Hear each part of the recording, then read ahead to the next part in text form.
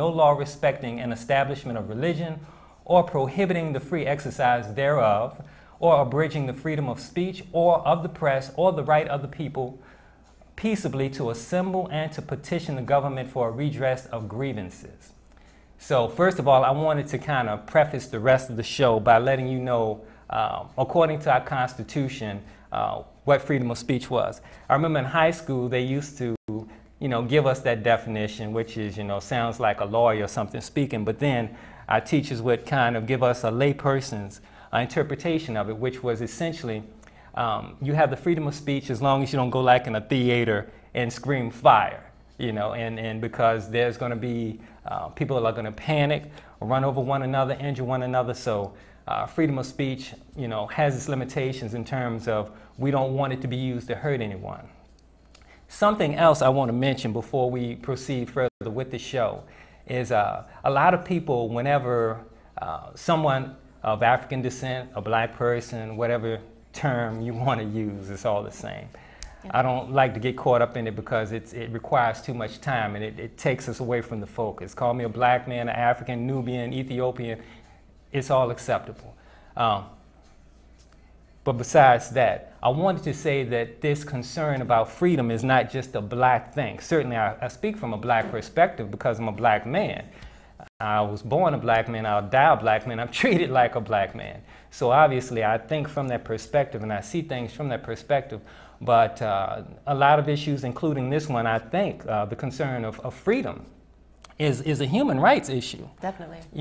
Regardless of your ethnicity, whether you're of European descent, African descent, Latin, or Asian, we all have the right to express ourselves, to dress the way we feel, as long as we're not injuring or harming anyone. So I wanted to preface the rest of the show by saying this is not really a black thing per se. This is a human issue that we're speaking to. And I'm going to turn to my lovely host, Kacie, for a second. My lovely guest. And obviously she has a natural hairstyle, which is something we spoke to last week. And before we did the show, I sent her some links because I kind of wanted her to have some more information, some background information on the subject matter that I would be speaking to this evening. And one of the things I sent her was a link talking about two women who were denied jobs at Six Flags in Maryland because they both wore locks. Did you get a chance to check that out? I did, and I could relate personally to it because I myself have been on a job. It was actually a temporary job that was had the potential to be permanent, and I went in and my hair was straight, and that was fun. But there was the third or fourth day actually. I had been there, everything had been going very smoothly. And I went in, and all of a sudden, my temp manager was calling me, and she was telling me that I needed to collect my things and get ready to go. And there was a claim that it was because I had on a shirt that was inappropriate. But I had enough common sense to understand the difference because my shirt definitely wasn't inappropriate. So.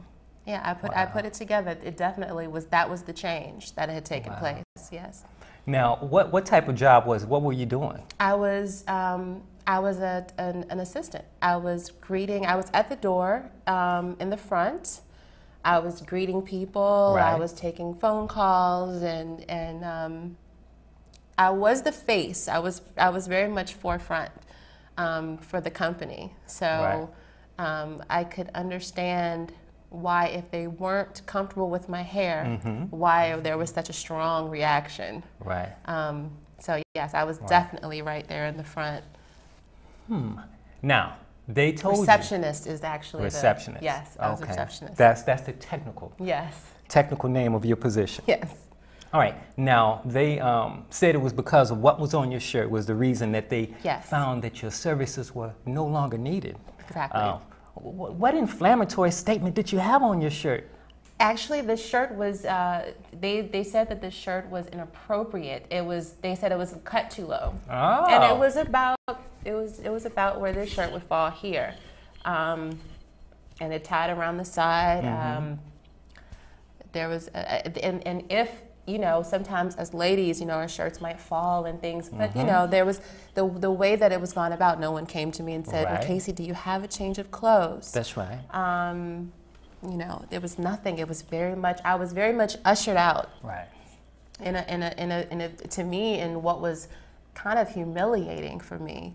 It actually just was, period, humiliating. I mean, I was hurt. It was definitely a very rude awakening for me. Wow, wow. So, were you given another chance? Did they say like, you know what, that shirt is not working, but you know, if you come back tomorrow with less cleavage showing, because you've shown that you have the aptitude for the job and you're skillful enough at whatever the job requirements are to do this job. Yeah. So tomorrow, if you come with a shirt that's like this, that's all the way up around your neck, we would happily embrace you. Was that opportunity given to you? No, I was not given that opportunity. I was never called back. My manager, you know, she saw me that day and she was flabbergasted. She didn't know what to say, and I knew that she was just as embarrassed. Okay. She was a Caucasian lady, a very, very nice lady, and I think she knew. I think she understood, and she felt horrible. Now you say your manager, so was it someone above her? I mean, Well, how it works, she's a go-between, so I was there representing the agency. Okay. So I was a part of a temp agency, and I had been sent there. Gotcha, gotcha. So they called her directly to have me removed. Wow, well, I'm sorry to hear that. Yeah. I had heard about that a little bit, like I said, because Kacie's family, and I had heard about it, but I never spoken with Kacie directly, and this is the first time, and that's so disappointing because you would think, and how long ago was that? It was about 3 years ago. Okay, so 2009, you would like to think that, you know, in 2009, people always said things have changed. And you would like to think that people would have the ability to express themselves. As long as you're clean. She didn't have on like any inflammatory statements on the shirt. No middle finger thrown up to anybody. That you didn't have a middle finger on your shirt or anything like that? No, it was brown and plain. Yeah, it was brown and plain. Nothing there. Nothing there. Okay, so you could definitely identify. Shivers thinking about it. Yeah. Yeah, it's kind of cold in here too. Besides that. Yeah, it's kind of cold in here. I just felt a wave of air, so if you see me a little shaking, I'm kind of cold-natured anyway. I'm a skinny dude, so I get cold easy, and plus I'm follically challenged. So brother gets cold easy, so work with me. So if I'm like this, not because brother's scared, it's like brother's cold. So work with me. I want to talk about natural hairstyles, specifically locks, because in that article about the 2 women in Maryland that were denied jobs at Six Flags, the first thing they did, they referred to the hairstyles as dreadlocks. And I want to speak to that because I don't even like to use the word dread because it's such a negative word in and of itself. And dread means it causes fear or discomfort. And as Kacie has some sort of locks or twist or whatever, but I don't think they cause fear. I don't think they should cause discomfort. Another thing I wanted to speak to is the explanation why the 2 women at Six Flags, why they were denied jobs. In the job description, it says that no extreme hairstyles are allowed. And so I kind of extracted those 2 words, quote unquote, extreme hairstyles. Exactly. Yes. What constitutes extreme hairstyles? What is an extreme hairstyle to you? Something that's shocking. Shocking and maybe even reviling in a way. I've seen all kinds of colors, and I remember, you know, working in certain environments. I understand why that might be unacceptable. You work at a grocery store. You work at, you know, some place where it needs to be very, very clean. You might not want to give off the impression that the hair isn't clean. Not making reference to locks here, but any type of pink hair or blue hair or things of that nature, you know, something that might give the impression that it's not, you know, it's not straight lace, it's not clean. So I understand why that would be appropriate, but the jobs that these ladies were applying for, the hair, you know, they weren't working with food. They were going to be at an amusement park where all types of people would be present and coming through, people with locks themselves. So it definitely came off disingenuous. Is that as a reason? Wow. You know, I thought it was interesting because they called it an extreme hairstyles. And, you know, I can see, first of all, it's hard for me to find any explanation or justification for it because, I mean, it's a job at Six Flags. So, I mean, it's a place where it's about having fun. It's a light-hearted experience. So I think the main concern is if the people that we hire here are good with people, if they're fun, if they can be in that atmosphere and help perpetuate that energy of funness and just a good time, then that's what you need.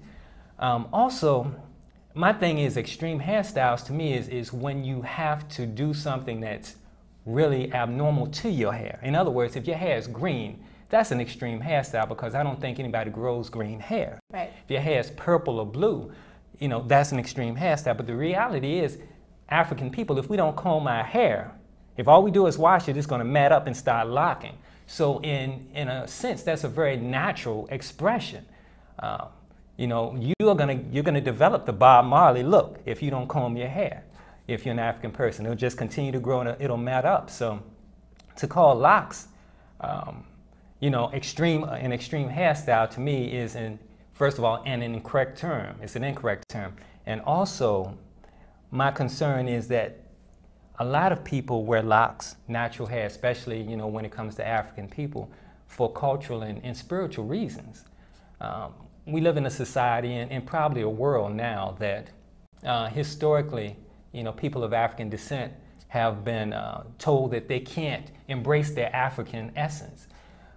And that goes way back. A lot of people don't understand how far that goes. And a good book to read on this is Before the Mayflower by Lerone Bennett. And he's talking about, in my opinion, the roots of this oppression of African self-expression occurs. And during slavery, one thing they did not want any Africans to do is to speak their native tongue, no drumming, no dancing, no outward expression that indicates that it had a connection to Africa.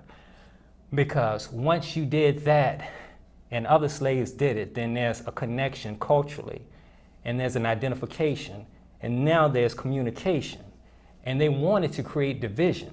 So to make sure that there's no attachment back to your indigenous ways, to make sure that you didn't communicate amongst yourselves in ways that massa couldn't figure out what you were doing. Because if you were speaking your native tongue, for instance, you could be planning a revolution, a revolt, an uprising, or whatever.